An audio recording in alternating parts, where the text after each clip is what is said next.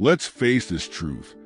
Do you ever feel like there are people who seem to enjoy pushing your boundaries? They interrupt you, make passive-aggressive comments, or act as if your time and feelings are easily disposable. And we, conventionally, are just supposed to smile and bear it? Not today.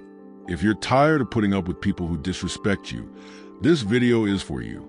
Today, we'll explore straightforward, even potentially controversial, ways to deal with disrespect without losing your composure or self-respect. Buckle up, because by the end of this video, you'll be fully equipped with the tools to show those people exactly where your boundaries lie. Let's begin. First, let's explore a cold yet incredibly effective technique, the silent stare. You might be wondering, just staring? Yes, trust me. When someone is rude or disrespectful, nothing can disorient them more than a long, calm, and completely unwavering stare. Here's why this technique is so effective. Disrespectful people often seek a reaction. They want you to stammer, get flustered, or even react aggressively. They're trying to pull you into their drama, making you doubt yourself or feel small. But when you simply look at them without a word, without an expression, the power balance immediately shifts. I understand this might sound a bit passive-aggressive, but think about it. There's something incredibly unsettling about someone not getting the reaction they expect. When you hold a steady and silent stare, you're saying without words, "I'm not playing your game." It's a way to regain control without lifting a finger. And sometimes that silent stare is the most powerful and clear no you'll ever say. Let me tell you a story about how this technique worked wonders. I was in a group meeting where a man kept dominating the conversation, interrupting me as if he was on some crucial mission. You know, the type, loud, overconfident, and thinks everyone's going to listen to his words of wisdom. I tried to interject, tried to be polite, but he wouldn't stop. So finally, I just stared at him. I leaned back in my chair, crossed my arms, and held his gaze. No blinking, no expression, just a steady stare for 5 solid seconds. I didn't say a word. You could feel the tension rising, and the best part was everyone else in the room started looking at him too, wondering what he'd do next. You know what happened? He started to get uncomfortable, stammered, and suddenly looked away. He didn't interrupt me for the rest of the meeting. That silent stare did more than any words could have, and it didn't just stop his behavior in that moment. He actually started treating me with more respect afterward, as if he finally realized I wasn't someone he could easily push around. Sometimes you have to show people who you are without saying a word. Let's delve a bit deeper, because this isn't just a simple power move. When you use the silent stare, it's like a reminder, not just to them but to yourself, that you don't have to dance at anyone else's tune. You don't owe anyone an emotional reaction, and you don't have to prove your worth to those who don't see it. It's about reclaiming your space, your peace, and your dignity. Often, when someone is disrespectful, we feel compelled to defend ourselves, argue our point, or worse, ignore it because we don't want to cause a scene. But the silent stare isn't about aggression. It's about showing that you're solid, unshaken, and in complete control of your emotions. It's also about accountability. People who are used to disrespecting others often do it unconsciously. They've never been called out, never faced real consequences for treating others poorly. When you look at them with that silent, cold stare, you're like holding up a mirror. Suddenly, they have to face their own behavior. You're not telling them they're wrong. You're showing them, and most people don't like seeing themselves like that. That's why this technique is so effective. I've found that the silent stare tactic not only makes the other person back down, but also strengthens your sense of self-respect. When you stand there, silent and still, you're reminding yourself that their words or actions can't shake you. I used to be the type to nervously laugh off rude comments, or try to explain myself when someone questioned my choices. But honestly, that just drained my energy and made me feel worse. Learning to just look at someone, to let that silence fill the room without flinching, is a game changer. It's like a small act of defiance, a silent but powerful declaration of self-respect. So, if someone is rude, pushing boundaries, or making you feel small, try the silent stare. Just look at them. Let them feel the weight of your calm. You'll be surprised at how uncomfortable it makes them and how empowered it makes you feel. The silent stare says, I respect myself too much to be drawn into your negativity. And that's a message worth sending. Secondly, let's face the truth. Sometimes the best way to deal with people who disrespect you is to create distance. I know this might sound harsh, even cold, but it's a hard truth to accept. Not everyone deserves a prominent place in your life. And if someone consistently disrespects you, one of the healthiest actions you can take is to create a separate space between you and them. This doesn't mean you hate them or that you're overreacting. It simply means you respect yourself enough to protect your energy. Creating distance isn't about being malicious or ignoring people. It's about choosing where and how you spend your time and energy. Imagine your life as an exclusive club. Not everyone gets a VIP pass. If someone constantly crosses your boundaries, makes you feel small, or only brings negativity, why keep them close? Stepping back is perfectly normal, even necessary. Distance can provide you with clarity to see things as they are without being clouded by emotional manipulation or guilt. Think about it. When you keep disrespectful people close, you're essentially inviting them to a mental and emotional party where they can take, criticize, and judge as much as they want. And then we wonder why we feel drained, anxious, or frustrated. Creating space from these people is an act of self-preservation. It's about protecting your mental health, preserving your peace, and making room for those who genuinely respect and uplift you. Releasing the guilt of creating distance for yourself can be liberating. You're not obligated to keep disrespectful people in your orbit. Let me share a short story. I used to have a friend who always found ways to make snide remarks about every choice I made, my career, relationships, even my music taste. At first, I thought, oh, that's just how they are. Maybe I'm overreacting. So I kept him around, tried to brush it off, thinking it wasn't a big deal. But over time, those little digs started to get under my skin. I realized I was walking on eggshells, always bracing myself for the next criticism, the next joke that felt more like a jab. One day, I decided to try a different approach. I didn't make a big announcement or call them out. I just started limiting my time with them. Instead of seeing them weekly, I saw them maybe once a month. And you know what? I felt lighter. I felt freer. And in that space, I realized how toxic that friendship had become. Creating distance for myself gave me the mental clarity to see that I deserved better friends, ones who would build me up instead of tear me down. Here's the important thing. Some people will tell you that creating distance is selfish. They'll say, but they're family, or you've been friends for years. Admitting that a longtime friend isn't good for you can feel uncomfortable, even taboo. Society teaches us to be loyal, forgiving, and kind. But at what cost?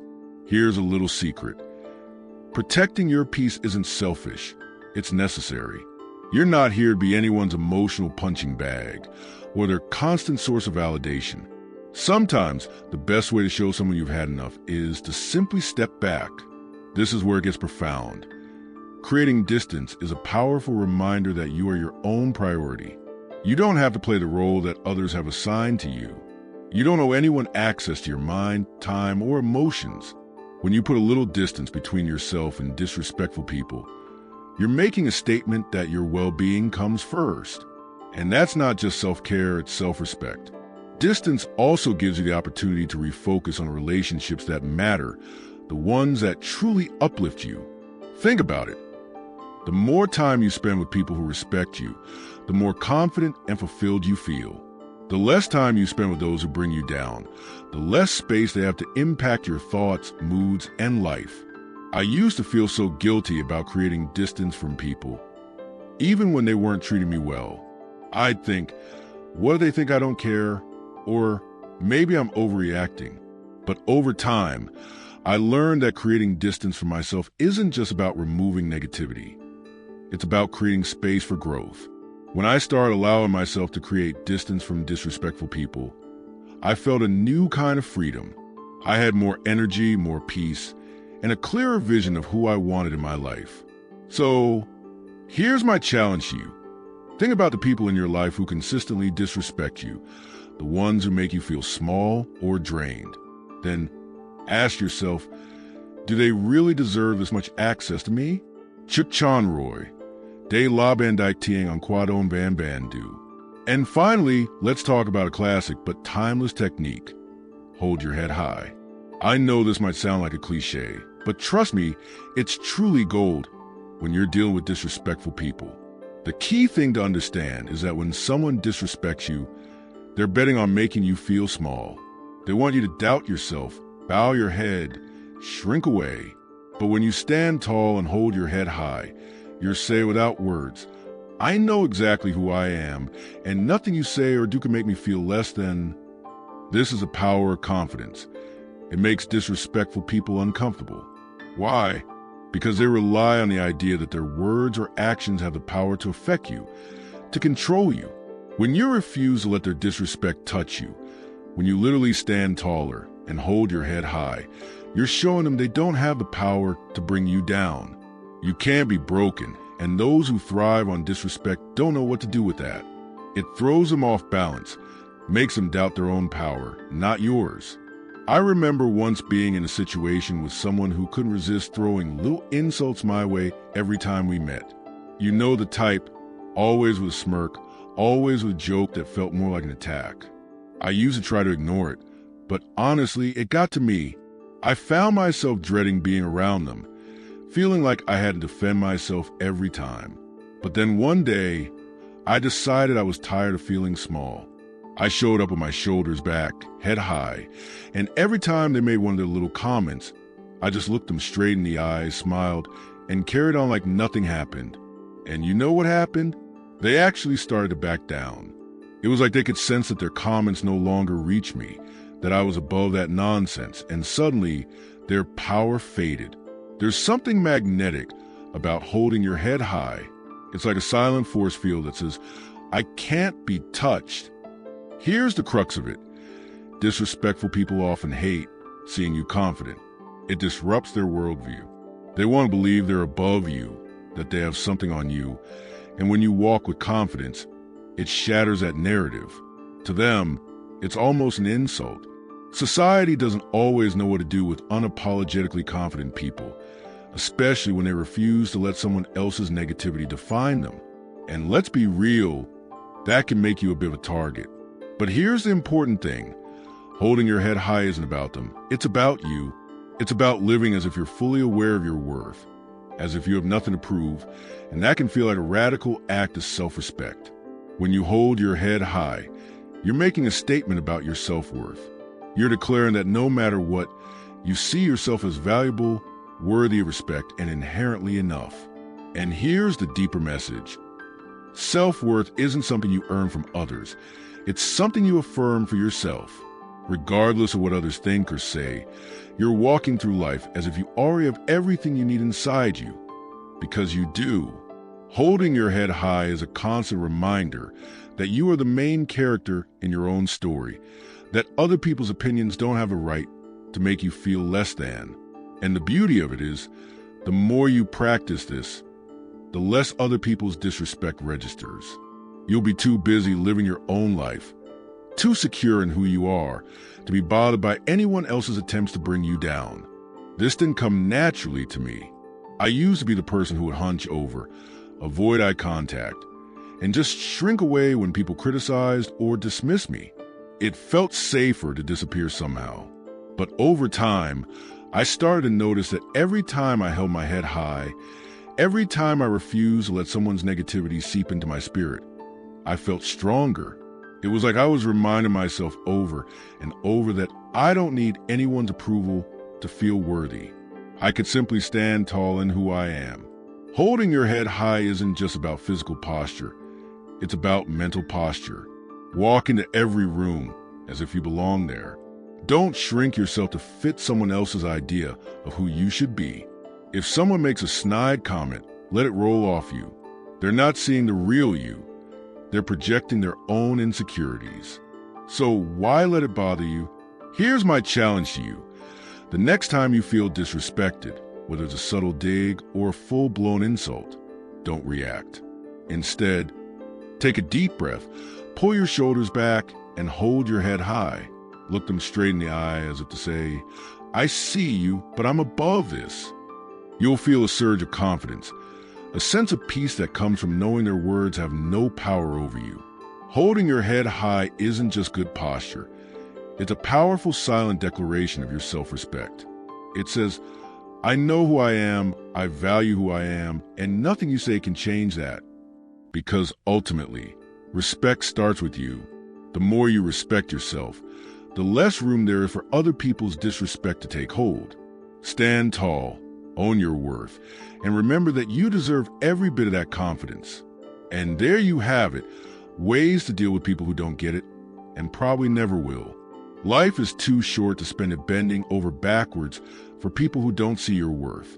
Remember, you don't need anyone's permission to stand tall, protect your peace, and live life on your own terms. People will try to bring you down, test your boundaries, question your choices. That's the world we live in. But here's the key. You get to decide what energy you allow in, and you get to set the standard for how you're treated. The best part is, the more you focus on your self-respect, the more you attract people who see your worth, who uplift you instead of dragging you down. It all starts with you owning your power and letting the rest fall into place. So, hold your head high, employ silence when it serves you, and never apologize for walking away from what doesn't serve you. Thank you so much for watching. If you got something out of this video, hit the like button and even hit subscribe for more content on mastering your life and building the confidence to thrive. Share this video with someone who needs a reminder to stand tall. And hey, leave a comment below if you have a story about dealing with disrespect or setting boundaries. I'd love to hear it. Until next time, stay well, stay strong, and remember that respect starts with you. And finally, I sincerely thank all of you for taking time to watch this video. If you found it helpful and meaningful, don't forget to like, share, and subscribe to support me in creating more quality content. Thank you all very much.